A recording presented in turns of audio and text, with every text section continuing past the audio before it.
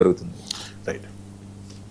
ఇక ఢిల్లీలో అదే టెన్షన్ వాతావరణం కొనసాగుతోంది. సిజేపీ నిరసనలు కొనసాగుతూ ఉన్నాయి. 3 డిమాండ్లు తెర మీదకి తీసుకొచ్చారు.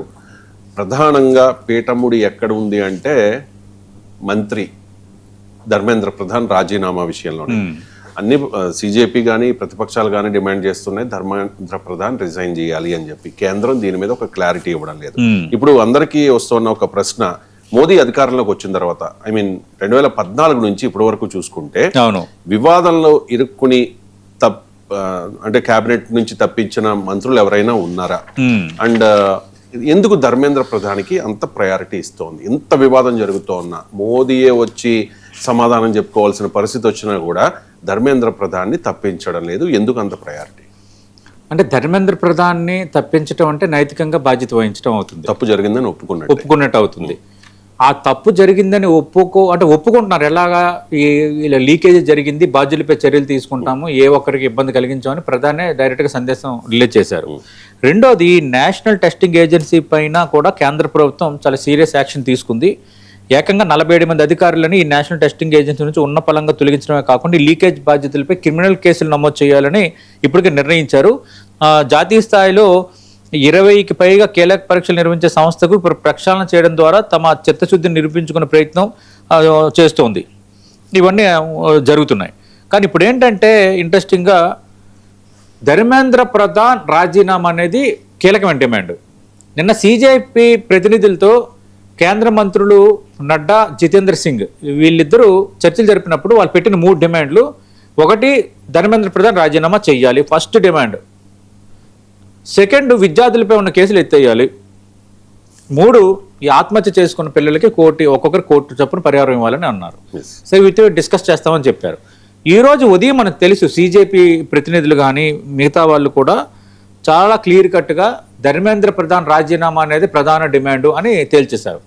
అలాగే లోక్సభలో ప్రతిపక్ష నేత రాహుల్ గాంధీ ఈరోజు మీడియాతో మాట్లాడుతూ ధర్మేంద్ర ప్రధాన్ని తొలగించరు, శాఖ మార్చుతారు, నాకు ఇన్ఫర్మేషన్ ఉందని ఆయన ఒక స్టేట్మెంట్ చేశాడు. ఇప్పుడు 2014 నుంచి ఇప్పటి వరకు చూసుకున్నా, కొన్ని పరిణామాలు చూసుకున్నా, కోవిడ్ టైంలో కొన్ని ప్రతికూలతలు ఎదురైన నేపథ్యంలో సరిగ్గా డీల్ చేసేలేదని దేశవ్యాప్తంగా చర్చ జరిగింది.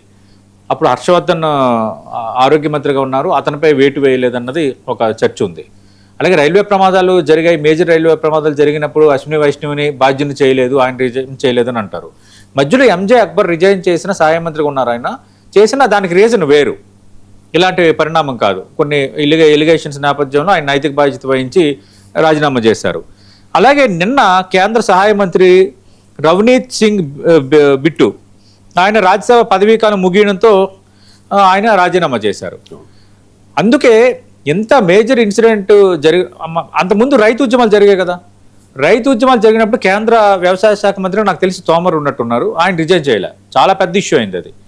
అంటే ఇక్కడ ఏంటంటే వీళ్ళ ప్లాన్ ఆఫ్ యాక్షన్, ఎన్డీఏ కానీ బీజేపీ ప్లాన్ ఆఫ్ యాక్షన్ ఎలా ఉందంటే, అంటే నైతిక బాధ్యత వహించి మనం చేయడం అంటే తప్పు ఒప్పుకున్నట్టు అవుతుంది.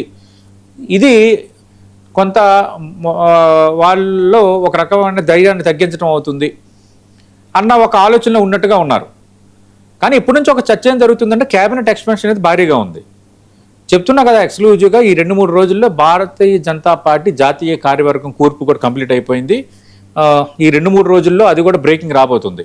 జాతీయ కార్యవర్గం, ఈ జాతీయ కార్యవర్గం కూర్పు అయిపోయిన తర్వాత కేబినెట్ ప్రక్షాళన ఉంది, కేబినెట్ ఎక్స్పెన్షన్ అయితే ఉంది.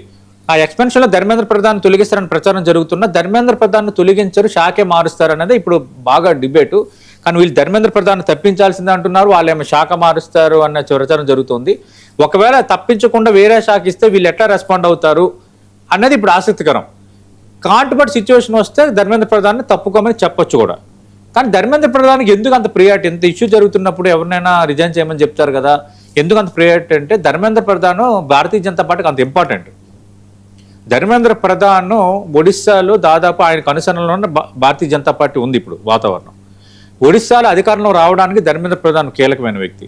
ముందు నుంచి కూడా భారతీయ జనతా పార్టీని నమ్ముకొని ఉన్నాడు. అంతకుముందు కాంగ్రెస్ కానీ ఆ తర్వాత పలు పర్యాయాలు అధికారంలో వచ్చిన బీజు జనతాదళ్ ఉన్నప్పుడు కూడా ఆయన ఉన్న తక్కువ శక్తితోనే అక్కడ భారతీయ జనతా పార్టీని ఆ పార్టీని నిలబెట్టాడు. ఆ పార్టీని అధికారంలోకి రావడానికి కారణభూతుడయ్యాడు. అలాగే ఆ పార్టీ ఎంపీగా గెలుపొందుతూ దాదాపు 2014 నుంచి ఇప్పటి వరకు చాలా క్రియాశీలకంగా వ్యవహరించారు. పార్టీ పరంగా, పార్టీ బాధ్యతల పరంగా, కేబినెట్ మంత్రిగా క్రియాశీలకంగా వ్యవహరించారు ధర్మేంద్ర ప్రధాన్. అలాగే ఏబీవీపీ బ్యాక్గ్రౌండ్ ఉన్న వ్యక్తి. 2 పార్టీకి సంబంధించిన టాస్క్ల్ని చాలా ఒడుపుగా, ఎలాంటి అరమరికలు లేకుండా, ఆరోపణలు లేకుండా డీల్ చేస్తారనేది ఒక పేరు ఉంది. అంటే ఏ విధంగా చూసుకున్నా చాలా ఇంపార్టెంట్, ప్రముఖమైన వ్యక్తిపరంగా చర్యలు తీసుకోవాలా లేదనేది ఒకటి. రెండోది, ఈయన పైన ఇంపాక్ట్ చూపిస్తే ఒడిశాలో ఈయన వర్గంగా ఉన్న బీజేపీ నేతల రెస్పాన్స్ ఎలా ఉంటుంది, ఇది రెండోది. కానీ రాజర్ సెన్స్లో నాకేమనిపిస్తుందంటే ధర్మేంద్ర ప్రధాన్ ప్రాధాన్యం ఆ లెవెల్లో ఉండొచ్చు. కానీ ప్రధాని మోదీ అమిత్ షా కోరితే ఇలా ఇష్యూ అవుతుంది, for the sake of party and for the sake of NDA image resign చేయండి అని అంటే నాకు తెలిసి ధర్మేంద్ర ప్రధాన్ రిజైన్ చేయొచ్చు. కానీ ధర్మేంద్ర ప్రధాన్ని రిజైన్ చేయించాలన్న ఆలోచనలో అయితే ఎన్డీఏ నాయకత్వం ఇప్పుడు లేనట్టుగా అయితే కనిపిస్తుంది. దీనికి ఒకటే జవాబు ఏంటంటే, ఈ సెషన్స్ అయిన తర్వాత క్యాబినెట్ ఎక్స్పెన్షన్ ఉందంటున్నారు. క్యాబినెట్ ఎక్స్పెన్షన్లో తొలగించినట్టు, శాఖ మారిస్తే ఆయన కంటిన్యూ అయినట్టే. అప్పుడు వీళ్ళు ఎలా రెస్పాండ్ అవుతారనేది let us wait and see. Right. ఇక ఇంటర్నేషనల్ అఫైర్స్ విషయానికి వస్తే పశ్చిమాసియా మళ్ళీ భగ్గుమంది. యుఎస్ అండ్ ఇరాన్ల మధ్య భీకర యుద్ధం జరుగుతోంది. యుఎస్ చాలా విచక్షణారహితంగా ఇరాన్ పై దాడి చేస్తోంది. ఈ దాడులు చాలామంది సామాన్య పౌరులు కూడా చనిపోయినట్టుగా వార్తలు వస్తూ ఉన్నాయి. ఇక ఇరాన్ ప్రతీకార దాడులు చేస్తోంది. యుఎస్ మిలిటరీ బేసెస్ ఉన్న గల్ఫ్ దేశాలపై అటాక్స్ చేస్తున్న పరిస్థితి. ఇక్కడ ఇంట్రెస్టింగ్ ఏంటంటే, ఇంతకాలం అమెరికాతో యుద్ధం చేయగలిగింది, నిలబడగలిగింది అంటే ఖచ్చితంగా రష్యా చైనాల సపోర్ట్ ఇరాన్కి ఉంది. కానీ ట్రంప్ ఒక ప్రకటన చేశారు, రష్యా చైనాలు ఇక మీదట ఇరాన్కు ఆయుధాలు ఇవ్వవని, అమ్మవని